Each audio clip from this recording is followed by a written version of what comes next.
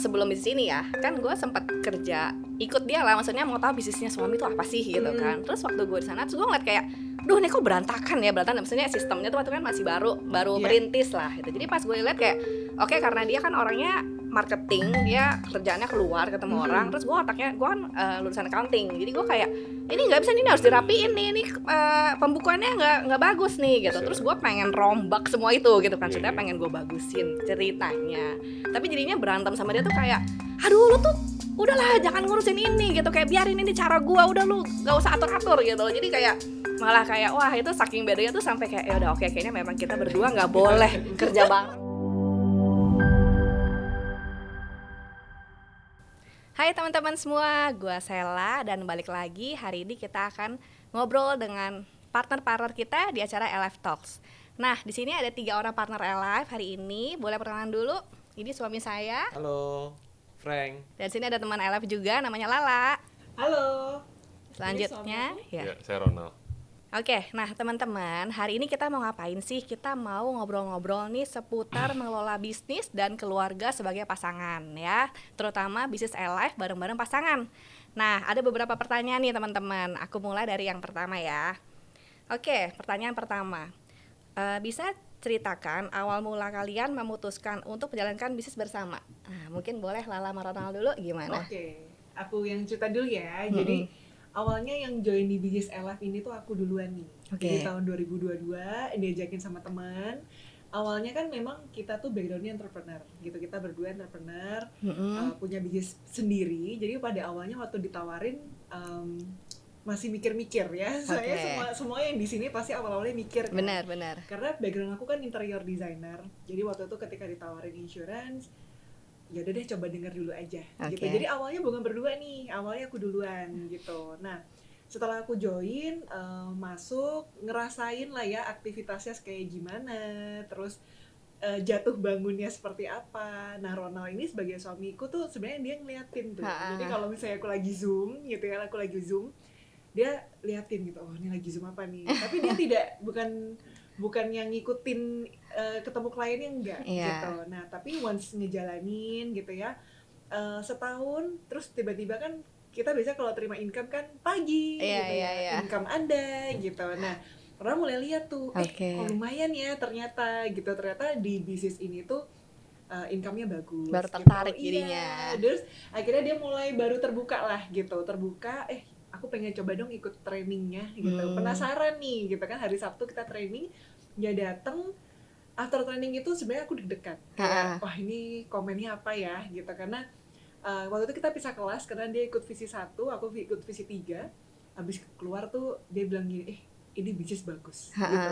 Ini bisnis bagus dan lu harus di sini gitu. Nah itulah awal mula kayak dapet agreement lah ya dari suami gitu. Jadi after that ngejalanin barulah berdua. Oke, jadi sekarang udah full berdua pokoknya ya. Full berdua. Kemana-mana berdua terus. Kemana-mana berdua gitu. Nah ini akhirnya ketika join, boleh ini mungkin dari angle-nya Ronald kali. Iya. Oke. Kalau waktu pertama kali join sih gini sih intinya sih. Kayaknya jarang deh, hampir nggak ada kali ya orang yang langsung tertarik ke industri asuransi. Sama lah, gue juga kayak gitu. Jadi waktu di awal, karena waktu itu habis COVID kan, kalau nggak salah masih masa COVID gitu ya. Jadi kita kayak, gue nggak tertarik, tapi waktu istri jalanin, waktu Lala jalanin, gue pikir kayak, oh, gue nggak mau ganggu dia lah. Dia masih lagi optimisnya, biarin dia coba gitu. Karena gue pikir, ya mana tahu jalan, walaupun dalam hati sih nggak gitu setuju ya. Terus setelah lihat dia jalanin, gue pikir gini, lu tahan berapa lama sih? Iya kan, gue pengen lihat lu tahan berapa lama. Dia tahan loh. Hebat ya? Hebat juga, gue kaget juga. Terus waktu gue lihat, kok income-nya pelan-pelan naik. Memang kan nggak gede, tapi kan kelihatan kok. Lo kok dalam waktu singkat kok segini, jadi segini. Terus kayak, oh menarik juga ya. Waktu diajak training, waktu ikut sendirian kan di situ kan. Terus lihat, waktu dengar penjelasan dan lihat bagaimana vision itu, sistem Alive itu sistemnya rapi begitu bagus. Kita kayak, oh ini bisnis bagus banget. Jadi akhirnya gue turun tensinya, begitu keluar ruangan langsung ngomong ke si Lala, lu harus jalanin ini. Tapi waktu itu intinya gue juga masih kerjaan yang lain sih, cuman gue bilang lu harus kerjain ini. Kenapa? Ini tuh udah disuapin, sediain semuanya, lu cuma tinggal ngikutin, Ya kan, kalau lo ngikutinnya sesuai dan kalau bingung nanya pasti jalan. Itu sih pikiran gue waktu itu. Langsung approve ya. Iya. Langsung approve. Oke. Nah, mungkin kalau dari kita Frank dulu kali ya ngomongin ya. Dulu kebetulan yang join aku taunya diajaknya sama Jule. Jule itu live masih awal banget 2019. Isinya paling baru 12 orang. Dari dulu kan memang bawel kan. Jadi si Jule bilang, "Ini lu pasti bisa. Soalnya lu bawel nih, lu bla bla bla lalala." So ya udah ikut dulu aja. Dulu trainingnya masih di UOB center gitulah, masih sepi. Datang, yang begitu gua langsung datang, yang gue lihat adalah support systemnya, orang manusianya nih, timnya, cara approach-nya dari segi asuransinya tuh beda banget. Bukan yang penting gue jualan, bukan yang penting enggak, dia simple. Yang penting gue kelindungin keluarga gue sendiri, gue cari orang yang mau lindungin keluarganya lagi, which is konsepnya sangat simple menurut gue. Dan menurut gue ya kalau mau jualan asuransi begini nih yang benar. Cari orang yang udah tugasnya ngelindungin keluarga, karena siapa lagi yang lebih baik kalau lindungin keluarga selain orang yang kita gitu, maksudnya diri kita sendiri untuk lindungin keluarga kita. Terus begitu ikut training, ikut ujian, udah lulus, bilang sama Sheila, ini lo harus ikut. At that time gue jelasinnya adalah berhasil nggak berhasil menurut gue itu jalannya Tuhan. Tapi ini di sini kalau ikut di sini, kalau nggak berhasil pun pasti untuk pembenahan dirinya tuh baik. Maksudnya untuk manusianya loh, untuk personal si Sheila-nya. Karena dulu Sheila nih orangnya agak pendiam, nggak terlalu banyak bergaul sama orang-orang ya. Jadi dia orangnya Sangat ya. agak pendiam banget lah. Jadi kalau orang yang tahu Sheila dulu dengan sekarang tuh langsung tahu bedanya. Jadi bilang ikut aja gitu. Maksudnya ini orangnya juga baik-baik. Maksudnya karena gue dulu juga pernah di sales ya. Orangnya tuh salesnya tuh nggak saling suntuk gitu loh. Benar-benar saling dukung. Kayak ayo lo, lu bisa nih, dan disediain semuanya seperti yang tadi Ronald bilang, semua support sistemnya, trainingnya, apapun udah tinggal ikutin loh. Ya tapi waktu awal Sheila masih belum mau, jadi kita gue coba ya udah yuk ikut training dulu, kita sama-sama dulu jalanin gitu. Sampai akhirnya ternyata luar biasa jadinya. Mungkin dilanjutkan lagi ke Sheila kalau itu. Iya, jadi dulu pemikiran awalnya kan pasti kayak udah ibu rumah tangga, maunya di rumah jaga anak, urusan cari duit urusan suami gitu kan. Tapi ya ternyata akhirnya kena realita juga bahwa income suami waktu itu belum bisa lah gitu untuk bayarin uang sekolah anak misalnya yang kita mau ya, misalnya kita punya certain sekolah yang kita mau tuju, nah itu belum bisa. Jadi ya gue bilang sama dia kayak oke, kayaknya nih gue ternyata pengen anak sekolah di sini dan income-nya belum bisa, ya udah gue kalau itu harus kerja ya. Dan dia kayak oh ya ayo gitu kan, lu emang harus maju, emang harus masuk kerja gitu kan. Terus pas gue bilang ya udah gue jalanin LF, dia kayak oh ya bagus, setuju udah ikut Jule gitu kan. Terus jadi sejak saat itu ya gue memang langsung kayak ya udah deh oke, gue jalanin.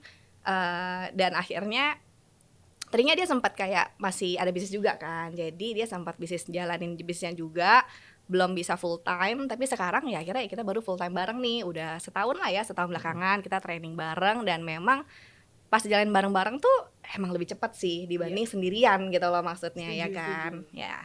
Oke, kita ke pertanyaan selanjutnya ya. Nah, gimana kalian membagi peran antara bisnis dan kehidupan rumah tangga? Dan ada nggak sih batasan yang kalian terapin? Oke, kita mungkin mulai dari Frank sekarang. Oke, kalau sama Sheila waktu kita jalanin, karena kan waktu saya bilang sama Sheila, gimana pun kerjaan, keluarga kan juga nomor satu juga buat saya dan Sheila juga. Jadi kita selalu ngebagi nih. Jadi waktu Sheila kayak ini saya harus meeting jam segini dan tanggal segini. Jadi di awal minggu, biasa di hari Minggu tuh kita udah tentuin tuh. Berarti urutannya gimana nih baiknya supaya segala sesuatunya ini semua tercapai dengan baik. Mau meeting atau mau training atau mau main sama keluarga atau temenin anak, kadang kita udah atur dulu di awal. Jadi sama-sama nggak saling bertentangan lah kalau di sananya. Benar, karena kan kita kan namanya bisnis tapi punya anak juga, kita pengen ya anak juga tetap ada waktunya gitu. Kayak jemput anak sekolah tuh memang dari dulu gue sama Frank tuh pengen banget bisa anak tuh dijemput, dan si anak juga memang minta terus gitu kan. Nanti jemput aku hari ini siapa gitu kan, mami apa daddy gitu. Nah jadinya ya kita bagilah gitu. Kalau aku yang lagi meeting, Frank yang jemput. Kalau Frank meeting, aku yang jemput. Sama juga kalau misalnya udah malam, karena kita ada bayi di rumah, jadi kan masih harus diperhatiin juga ya kondisi di rumah. Nah kita juga gantian deh sementara gitu, nggak bisa kayak berdua-dua pergi terus berduaan gitu. Tapi ada hari-hari dimana kita pasti meeting kerja bareng di luar, tapi ada hari-hari yang ya udah gue yang meeting, lu yang di rumah ya liatin gitu kan. Ntar dia juga sama gitu. Hebat. Oke, nah kalau Lala sama Ronald gimana? Kalau kita kan kebetulan kita masih berdua, ya kan. Jadi bisnis ini sih waktu pertama kali, karena kita kan biasanya kan dulu kan kita kan di industri bisnis konvensional. Bisnis konvensional banyak kan memang ada kita pembagian tugas, misalkan Lala di kantor, gue pergi ke ketemu klien. Tapi kan mayoritas kalau nggak ada janji di kantor lah. Kalau di sini kan kita kan sering ketemu orang, maksudnya ketemu orang terus kerjaannya kan. Either kita self development training internal ketemu tim kita sendiri atau kita ketemu sama nasabah di luar. Jadi kalau untuk sekarang sih kita berusaha jadiin itu kayak part of lifestyle aja ya. Jadi ya kalau capek sih capek, cuman capeknya beda model. Kalau dulu capeknya, kalau ini masih mendingnya gini, kita capek ngobrol dan sharing, tapi perasaannya pas pulang happy. Iya. More or less lebih happy. Tapi kalau dulu di kantor kadang-kadang kan kantor kan sebenarnya nggak mungkin all the time selalu sibuk tau. Nah, tapi bedanya sih itu aja sih. Kalau peran kita nggak karena kita masih berdua, kita nggak banyak beda sih peran. Iya. Jadi kayak lifestyle aja. Jadi kayak waktu kita dulu training gitu ya. Kayak jangan anggap ini tuh sebagai suatu pekerjaan, tapi jadikan lifestyle. Setiap kali misalnya ketemu orang, ketemu temen, ngopi yuk gitu. Dan sharing itu udah mengalir begitu aja. Jadi bukan kayak pikiran, oh gue mau ketemu calon nasabah, mau closing, itu enggak. Tapi kayak just hang out sama mereka, yuk ngopi bareng. Jadi sebenarnya kerjanya tuh duduk, ngopi, ngobrol. Ya bener kalian malah kayak weekend tiap hari lah ya kalau gitu. Iya, betul. Sekarang jadi mulai agak sering nggak inget ini hari apa. Iya. Bagus. Karena setiap hari ketemu orang, jadi kayak weekend everyday. Benar. Oke, kita ke next question lagi nih. Apakah pernah ada momen di mana perbedaan pendapat terkait bisnis mempengaruhi hubungan pribadi kalian? Nah, kalau ada, gimana nih kalian menyelesaikannya? Kalau dalam pekerjaan sih pasti ada lah. Kadang-kadang kita mungkin beda point of view atau beda strategi. Tapi at the end of the day kan kita kan sama-sama mau mencapai hal yang sama. Jadi komprominya adalah bagaimana cara yang terbaik untuk mencapai hasil yang diinginkan. Karena kan hasil yang diinginkan hasilnya yang kita inginkan sama. Iya. Jadi berbeda pendapat, tapi kalau memang cara dia lebih benar atau cara gue lebih benar ya secara rasional kita harus berpikir yang terbaik. Gitu jadi beda pendapat tuh hampir tiap hari ya. Karena kan backgroundnya keluarga kita beda banget. Kan namanya kita nggak usah kerja bareng deh. Namanya pasangan suami istri gitu ya kan, kita dari background tuh yang beda banget gitu. Jadi keluarga dia tuh yang Jakarta abis, keluarga aku tuh yang Jawa Tengah abis gitu. Jadi dari pola pikir, gimana cara handle masalah, gimana cara kita communicate with our team tuh sering banget kayak, kok lu kayak gini sih gitu. Tapi ya then again, tadi Rona bilang karena kita udah tahu visinya, goalnya sama, ya kita mesti kompromi gitu. Boleh nggak kalau ini agak di tone down dikit gitu? Atau mungkin aku yang terlalu lembek gitu sama dia, lu keras dikit dong gitu. Jadi kita nyimbangin, ketemu di tengah aja gitu. Kalau Sheila sama Frank gimana? Kalau saya sama dia kebetulan mungkin again sama. Kalau saya orangnya menghindari konflik yang udah tahu nih, karena saya sama dia nih manusia yang berbeda banget. Saya extrovert banget, dia introvert banget. Jadi dari segi pemikiran, cara handle problem tuh beda banget caranya. Dan bedanya tuh beda banget. Yin yang. Beda Kalau banget. mau ketemu di tengahnya tuh jauh. Sebenarnya mirip, kita juga sangat beda kok. Jadi caranya adalah kita play to our strengths saja. Nah kalau di gue ngerasanya kalau ketemu orang gitu kayak ngebacot atau cuma kayak buat basa-basi di awal, icebreaker gitu, ketemu om, tante-tante, anak muda semua gue bisa nih. Jago Pokoknya bisa lah kalau cuma buat itu. Tapi kalau untuk team building, ini master sih. Dedikasinya dia, cara dia ngajarinnya, apa yang dia susun dulu gitu, benar-benar sampai dia udah ngerti nih sesimpel mungkin sehingga orang bisa ngerti nih. Jadi gue kalau untuk team building gue benar-benar pure, whatever your decision is my decision. Jadi gue akan support apapun itu, walaupun misalnya kadang gue ngerasa kayak kayaknya itu mungkin bisa tweak, tapi gue enggak, karena menurut gue udah lihat hasilnya dan dia benar-benar berhasil di sana. Jadi gue nggak akan. Luar biasa, Pak. Sangat result oriented ya, sangat objektif sekali Pak Frank. Iya, gue lebih pikir kayak yang kita jangan saling ganggu, di mana masing-masing play to our strength aja gitu, jadinya nggak saling headbutt. Bener-bener. Karena kalau udah bisnis bareng, kalau udah headbutt, aduh beratnya. Oh iya dong. Pulang ketemu bareng soalnya, kalau bisa kemana-mana. Iya kan sekasur.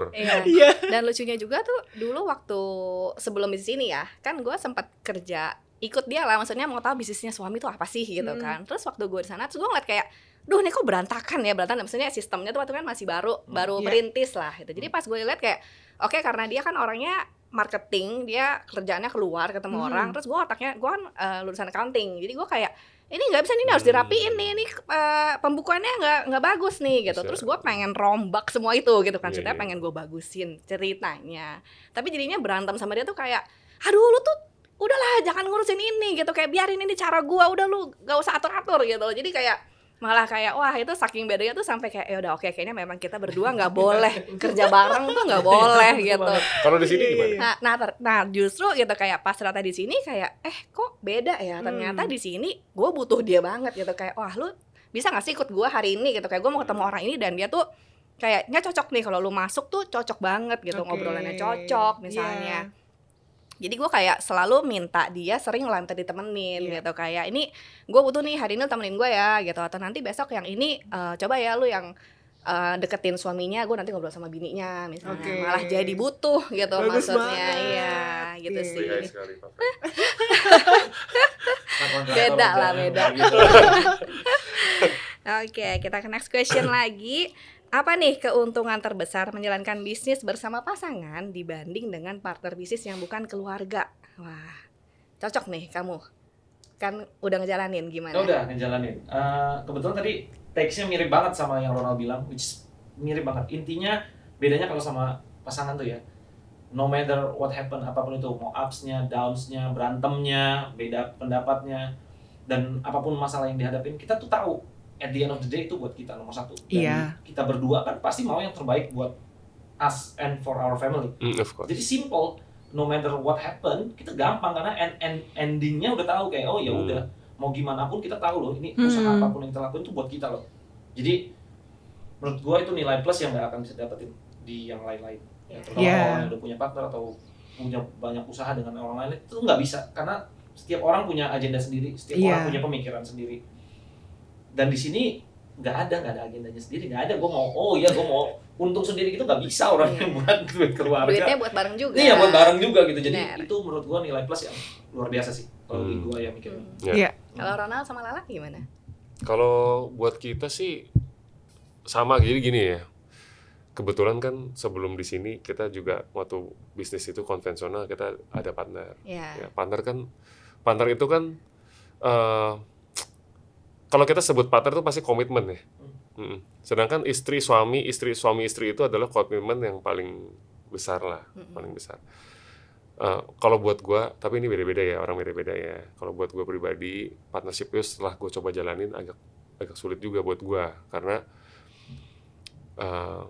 at the end of the day kemungkinan mungkin si partner itu punya keinginan atau interest yang berbeda, which is totally okay. Karena kan at the end of the day kita pasti belain keluarga kita kan. Benar. Nah, jadi perbedaannya sih buat gue pribadi itu, karena kalau partner sama orang luar banyak loh partnership di luar sana yang jalan dan sukses.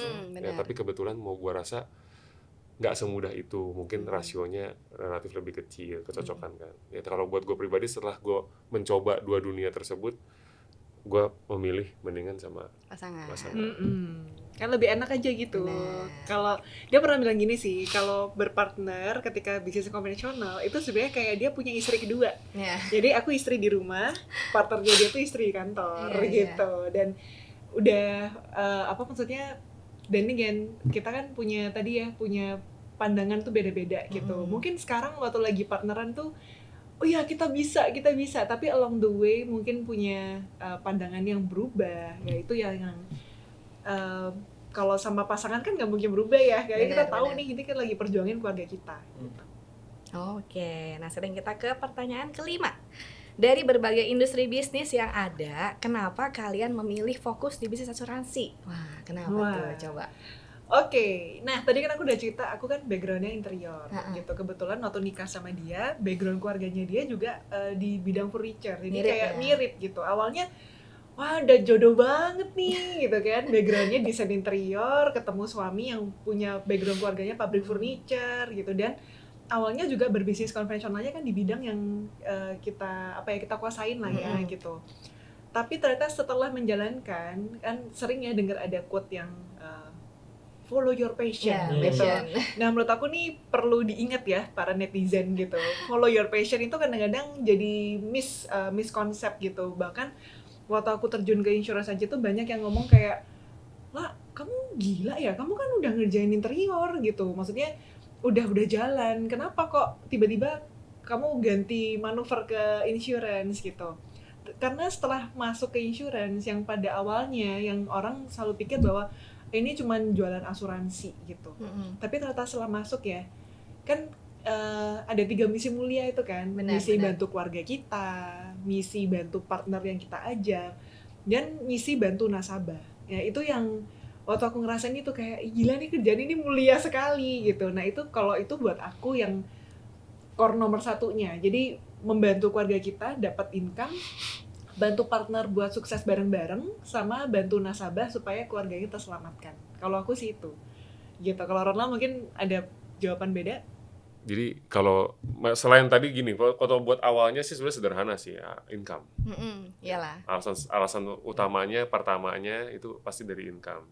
Jadi waktu Lala join pertama, gue udah dengerin sedikit. Sebenarnya udah sering denger lah. Kadang-kadang ada sharing kan leader-leader yang mungkin yang lebih senior, lebih awal kan ceritakan, oh income-nya mencapai segini. Waktu gue denger kayak, oh itu luar biasa banget. Tapi gue pikir, apa itu emang semua bisa capai itu gitu kan?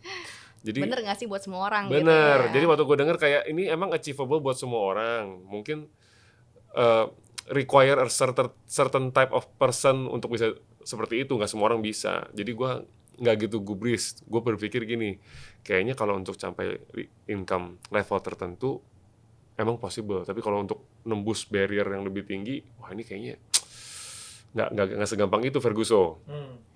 Tapi setelah gue ikut meeting dan dengerin lebih banyak dari sharing dari teman-teman, gue baru menyadari ternyata bisa. Semua orang bisa ya? Iya, jadi alasan gue join itu adalah gue berusaha lihat dari sudut pandang. Jadi gue sering ngomong gini ke diri sendiri maupun ke lawan bicara. Kita pakai hitungan aja. Jadi gue hitungan matematik. Gue pikir, oh ini bisnis apa lagi yang bisa kayak begini? Kayaknya nggak mungkin deh. Nggak yang lain, karena dulu kita pasti semua bisnis konvensional pasti terkendala satu, no matter omset lu bagaimana, lu kena harus bayar gaji. Kalau lagi hari raya lu kena bayar THR, mau untung rugi nggak ada urusan, ya kan? Lu harus, kalau untuk manufaktur terutama dulu karena kita pernah terlibat di industri manufaktur, beli bahan baku. Kalau laku puji Tuhan, kalau belum laku uang mati di gudang. Ya kan, terus ada QC lain variabelnya banyak banget. Kalau di sini jualan Simple ya. iya, klaim, tim building. Jadi puji Tuhan kita sih sekarang senangnya di sini gitu. Ibaratnya kalau mau profit gede, modal gede gitu ya kalau bisnis konven gitu. Bener ya. juga. Iya, terus resikonya juga luar biasa Resikonya gede. Soalnya kebetulan gua melihat along the way gitu, gue lihat keluarga maupun orang sekitar gue yang di bisnis konvensional. Tentunya gue ngomong ini nggak pukul rata ya. Ada juga yang sukses, tapi banyak juga yang luka parah bahkan sampai bangkrut. Karena memang resikonya besar. Ya itu aja sih faktanya di lapangan. Nah, coba kalau Frank gimana? Sebagai pebisnis, punya bisnis konven juga, milih bisnis asuransi gimana? Kebetulan saya kontraktor interior, jadi tapi saya nganggapnya saya ini bisnisnya jasa. Karena yang saya jual adalah jasa saya untuk mengamankan semua proyeknya. Dan yang Ronald bilang nih benar-benar persis yang akan dihadapin sama semua bisnis. Segala kepusingannya, segala ngurusin pegawainya, belum kita harus ngurusin pajaknya. Di sini tuh pendapatannya udah dipotong pajak. Bersih. Janji mana yang didustai gimana sih? Itu peribahasanya apa tuh? Ya pokoknya itulah intinya. Saya tuh udah pas nikmat mana? Nah, nikmat mana yang kau dustain? dustakan? Gak ada, ini tuh gak ada. Jadi sampai kayak kalau ngejelasin ke orang tuh kayak lu beneran lu coba cari 1.000 lagi, lu balik lagi ke gua, lu coba cari deh yang gak ada modal. Tapi again, saya bukan bilang bisnis ini mudah ya. Ini tuh butuh darah dan determinasi yang tinggi banget. Gak gampang, tapi when you follow it dan lu bener-bener tekun dan bener-bener ini tuh lu bekerja untuk diri lu sendiri. Jadi bener banget. Whatever you do here, it's for you. Simple, plain and simple, dan dikurangin segala kepusingannya kalau punya bisnis konvensional. Jadi ya, kalau itu sebenarnya no-brainer menurut saya ya. Kalau dijelaskan dan bisa ditangkap dengan baik, menurut saya bisnis asuransi ini tuh sebenarnya no-brainer. Bener. Mungkin di luar Kalau Sheila dari gimana? yang tadi udah Lala jelasin ya tentang asuransi nolong orang, nolong keluarga itu udah bener banget. Nah mungkin yang mau aku tambahin adalah kalau ngelihat dari Frank gitu ya, kalau lagi di rumah terus lagi pusing-pusing gitu kan, aduh kok proyek sampai tengah malam gitu kan pusing ya. Terus aku kayak cuman kayak oh iya. Terus kayak ntar misalnya dia, aduh pusing nih harus bayar gajian gitu, tunggu dulu ya gitu kayak oh ya udah gitu, nih income aku gitu kan enak gitu kan, nih income-nya gitu kan.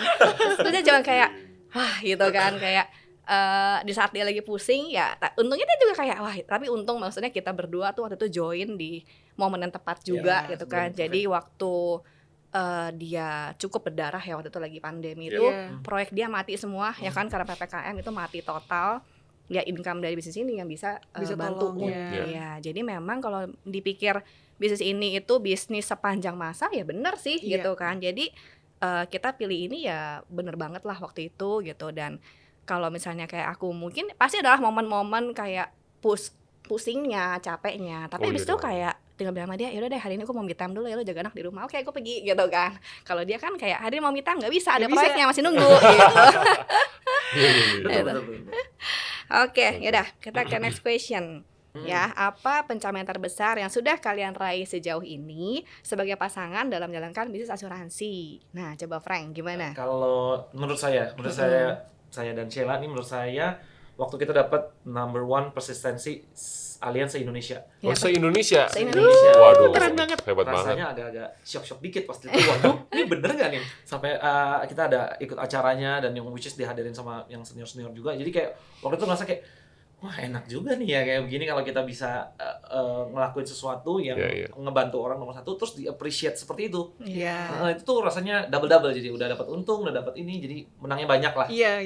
Saya suka yang kayak begitu. Kalau menurut saya itu Ya dan mungkin buat yang bingung persistensi itu adalah quality bisnis kita gitu ya. Sebagai agent kita dinilai gitu. Kita quality bisnisnya tuh gimana, bagus atau enggak. Dan memang bener banget itu waktu terima piala itu tuh di depan CEO, di depan para direksi, di depan semua senior di Allianz dan itu bangga banget sih. Kayak bener-bener bangga banget. Keren. Dan waktu terima piala bawa pulang ketemu anak tuh lebih bangga lagi Iya, gitu iya, kayak iya. nih lo lihat mami sama Dedi habis dapet piala gitu. Mhm. Dan waktu hari itu waktu kita naik ke panggung ya terima piala itu anak lagi titip di rumah temen partner LF kita juga gitu. Dan partner aku setelin TV gitu kan, tuh lihat tuh mami Dedi lagi naik di TV gitu. Dan anak tuh kayak iya ada mami Dedi kayak itu pulang sih happy Happy banget sih, banget. happy banget gitu karena anak juga ngelihat langsung mami papinya kerja Iya. terima piala Dapat gitu. prestasi. Bener. Oke. Jadi kayak buat contoh juga buat dia lah ya gitu. Iya. Oke, itu kalau dari kita. Kalau Rona sama Lala gimana? Kalau kita jadi tahun 2024 ini kan baru full time bareng gitu ya. Jadi kan tadi sebenarnya Sheila juga benar sih. Waktu jalanin sendiri sama jalanin berdua tuh beda gitu. Waktu berdua tuh kayak lebih solid gitu ya, terus lebih cepet gitu. Jalannya tuh lebih cepet, lebih kompak. Nah, waktu aku sendirian tuh jujur kayak ngerasa struggling gitu ya. Dan waktu sendirian tuh jujur aku tidak ada yang kayak achievement yang kayak gimana, nggak ada. Cuman setelah berdua sama Ronald kemarin udah achieve Blue Star untuk pertama kalinya. Wih, Jadi congrats. Blue Star, terus dia juga ada champion personal. Terus ini juga mau achieve lagi, tinggal dikit lagi billion unit gitu ya. Jadi tinggal keluarin posternya aja. Jadi puji Tuhan jalanin berdua tuh lebih kompak gitu. Dan tim kita juga waktu lagi meeting tuh sampai nanya gitu, leader kita, lah Ron, apa sih yang bikin lu tuh beda tahun ini gitu kan?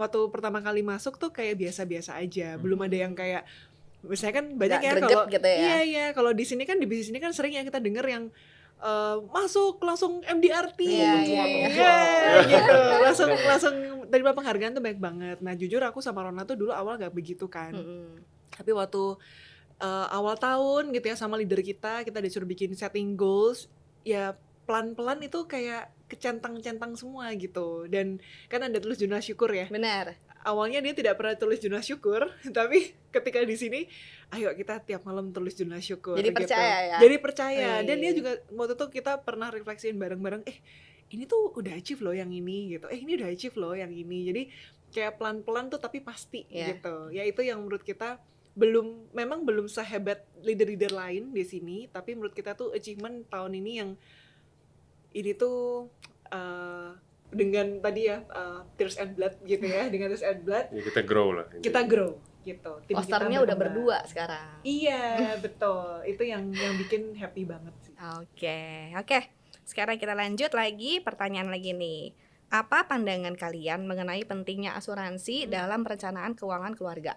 Nah, dan bagaimana kalian nanti mengedukasi ini kepada klien yang mungkin belum melek asuransi? Gimana Oke. tuh? Coba. Mungkin kalau ngomongin ini lebih relate kalau aku cerita tentang pengalaman pribadi ya. Boleh. Jadi kalau kita ngomong asuransi penting, ya banyak kan yang ngomong kayak gitu kan. Tapi kalau buat aku sendiri, karena aku mengalamin, jadi waktu aku umur 19, tiba-tiba tuh papaku sebagai pencari nafkah utama itu meninggal gitu. Jadi dalam tidur ya. Jadi siang bolong aja gitu, dan waktu pagi kan ya namanya bener-bener nggak ada angin, nggak ada hujan. Berarti nggak ada yang tahu juga gitu. Ketahuannya tuh waktu siang, jadi koko aku mau pergi gitu, terus pamit, loh kok papa dibangunin kok kayak Diam aja. iya gitu. Nah ternyata udah pass away gitu. Jadi waktu itu papa tidak punya insurance gitu, jadi Oke. papa tidak punya life insurance sama sekali. Dan sebenarnya poin pertama di mana aku mengerti insurance itu sepenting itu tuh waktu itu umur 19 tahun itu. Waktu kan papaku tuh bisnisnya konvensional, punya pabrik gitu, namanya usaha gitu ya, namanya bisnis pasti ada yang namanya utang bisnis gitu kan, jalanin bisnis. Terus waktu nggak ada, kan kita tahu ya kalau orang meninggal ada pajak waris dan segala macam. Benar. Ya itu tuh waktu aku 19, aku tuh sebenarnya waktu itu masih nggak ngerti gitu. Ini tuh apa sih? Ternyata banyak loh yang harus dipersiapkan gitu. Nah karena tidak ada life insurance, itu yang berat buat keluarga gitu. Nah untungnya mama tuh sosok yang luar biasa kuat gitu ya. Jadi aku 3 bersaudara, ada Koko, ada Cici, sama aku terakhir.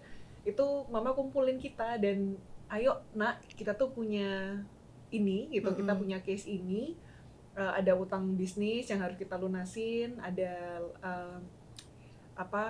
aset gitu yang harus balik nama gitu, dan itu nilainya miliaran.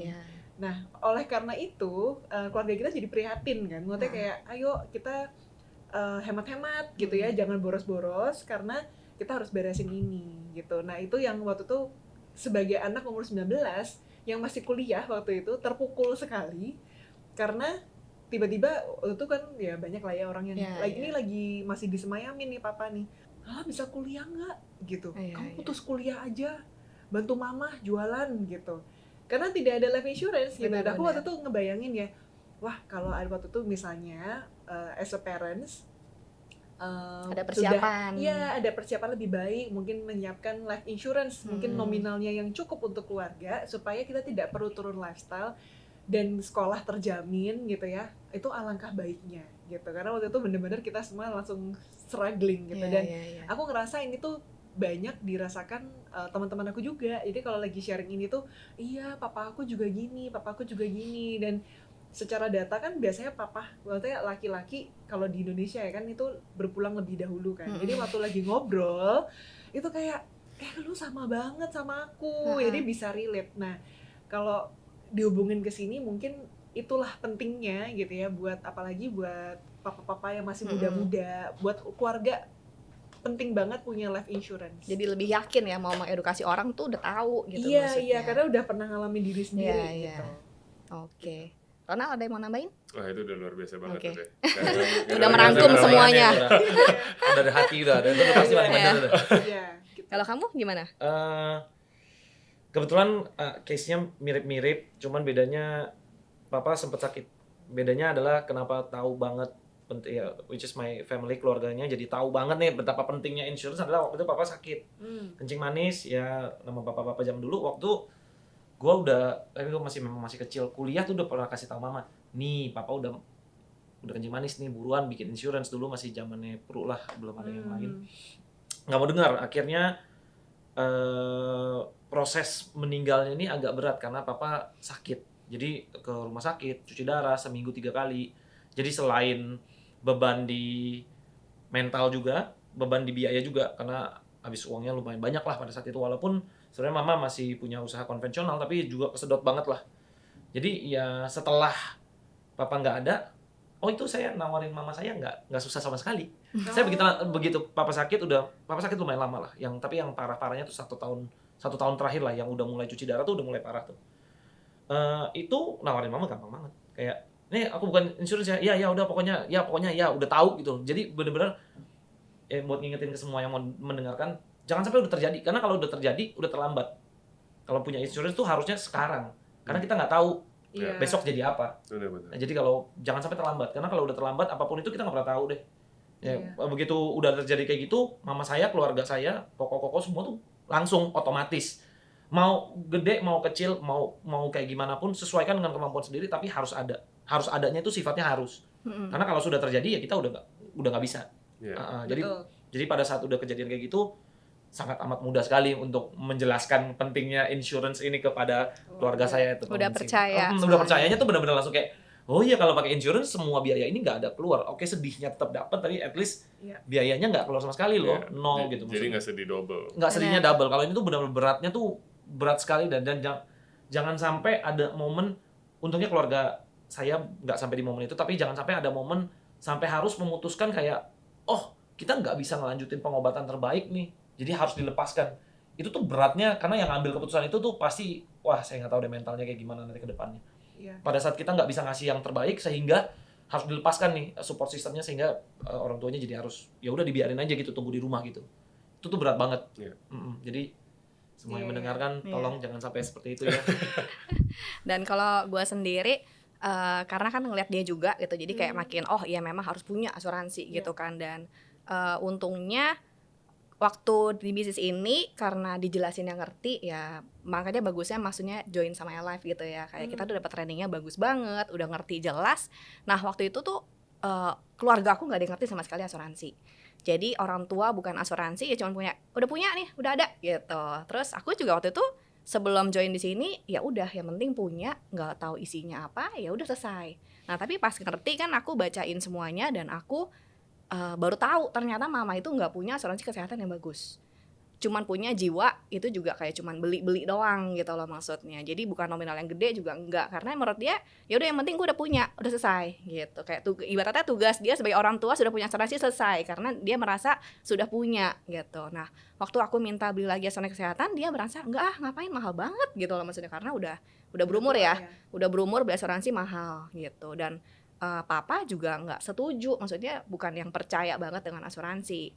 Jadi akhirnya aku sampai bilang ke mama, ya udah gini aja, kan takut ditipu ceritanya, kayak bahasanya orang tua gitu ya, takut ditipu, agen nggak ada yang bener gitu misalnya. Aku bilang sama dia, kan aku agennya, nggak mungkin dong nipu diri sendiri dan keluarga gitu Bener, maksudnya, bener. karena aku yang ngurus sendiri. Kalau memang nggak mau banget dan takut banget ditipu, aku yang bayarin semuanya, aku bilang, karena ini ibaratnya hadiah buat orang tua aja gitu. Aku udah kerja, udah punya income, ini ya income aku, beliin kamu asuransi gitu, aku yang bayar tiap bulan. Nah di situ dia kayak mungkin gengsi juga, dia bilang kayak nggak usah lah, mama masih bisa bayar, nggak usah gitu ya. Anyway akhirnya tetap kita buka, akhirnya sih dia bayar sendiri, dia nggak minta dibayarin. Terus selang udah sekarang 5 tahun lah ya, 5 tahun sejak udah itu dibuka, sekarang tiba-tiba dia ada beberapa kali udah klaim. Dan klaimnya semuanya lancar, dibayarin Puji Tuhan. semuanya, Iya, bener banget. iya. Dan dia baru kayak, ya untung ya, Iya. dulu Buka udah banget beli, langsung ya bayar. untung dulu dipaksa gitu maksudnya. Dan dia baru sekarang ke teman dan keluarganya baru kayak, oh ya tuh kalau mau buka masalah aja gitu, kayak baru mulai ngomong. Yang tadinya dulu tuh kayak gak mau, dia Sekarang nggak, satu jualan iya, ya. nggak akan, Iya, nggak akan mau tuh nawarin keluarga Iya, iya. sela agent asuransi, nggak ada Iya, sama iya, sekali iya, gitu iya. loh maksudnya, ya kayak gitu sih. Oke, kita terakhir nih jadinya teman-teman, apa ada advice yang kalian mau share ke audiens? Mungkin dari Ronald dulu. Apa advice? Iya, advice buat teman-teman gimana nih? Ada advice apa? Advice apa ya? Mungkin secara bisnis, secara Oh. berpasangan ya, dan pentingnya asuransi. Gitu. Oke. Mungkin 2 ya. 1 pentingnya asuransi, 2 Bisnis bersama pasangan. bisnis Benar. pasangan. Pentingnya asuransi udah jelas banget ceritanya Frank, Sheila, Lala udah bagus banget. Biasanya gini masalahnya yang sering terjadi. Banyak orang nggak merasa butuh. Terus pada saat dia merasa butuh udah terlambat. Nah, jadi ini memang kedengarannya kayak gimana ya, kalau orang nggak biasa mungkin denger, wah lu mah gimmick, bisa-bisanya lu ngomong. I wish gua gimmick, tapi kenyataannya nggak begitu. Kalau bener-bener memang lu ternyata pas butuh dan lu nggak punya, itu gua khawatir banget sama lu punya kondisi finansial, karena gue nggak pernah denger, hampir nggak pernah denger ada orang bangkrut beli asuransi. Tapi orang nggak punya asuransi itu bisa bangkrut, dan itu real. Soalnya gue juga pernah handle orang yang keluarga gue yang lebih senior, jadi itu penting banget. Nah ini tidak henti-hentinya gue ngomong ke banyak orang, memang ini juga nggak mudah, banyak orang yang masih belum terbuka pikirannya, which is fine. Itu dari sisi asuransi. Kalau dari sisi bisnis bersama pasangan, ini bisnis yang menurut gue bagus banget, karena sudah ada sistem yang tinggal kita ikutin, kelasnya ada, sistemnya ada, sharing. Di sini sharing lebih gampang karena sudut pandangnya itu mereka lebih open sharing, karena kita bukan kompetitor dengan teman-teman kita. Benar. Nah, kita bisa sharing, kita bisa lihat, dan yang paling powerful itu gue rasa gini, kalau ini sering denger, kebetulan di TikTok kemarin gue denger, kalau lu main sama 5 Orang terdekat. pengusaha, Pengusaha. lu jadi orang yang ke-6, ya kan? Lalu main sama orang 5 pejudi, lu jadi yang ke-6, ya kan? Jadi supaya gue ketularan juga di sini, makanya gue nempel-nempel sama Sheila, sama Frank kan. Ya kan, sama yang lain-lain juga. Kenapa? Karena gue pengen juga sukses. Jadi kalau untuk sukses, gue harus di lingkungan yang isinya orang-orang sukses. Setuju, itu setuju banget. Oke, kalau Lala gimana? Oke, kalau aku paling gini sih, kan waktu terjun ke sini kan selalu dianggapnya kayak bisnis ini tuh kayak sebelah mata gitu ya. Tapi coba dulu aja gitu, karena ternyata setelah dijalani, ini tuh bisnis yang bagus sekali gitu ya. Ini bisnis yang tadi aku mention lagi ya, bisa tolong diri sendiri dan keluarga, bisa membantu partner kita yang kita ajak ke bisnis ini, sama tentu aja bantu nasabah. Itu yang contohnya gini deh, kalau ada orang sakit, kita ke rumah sakit bawain buah gitu ya, makanan gitu.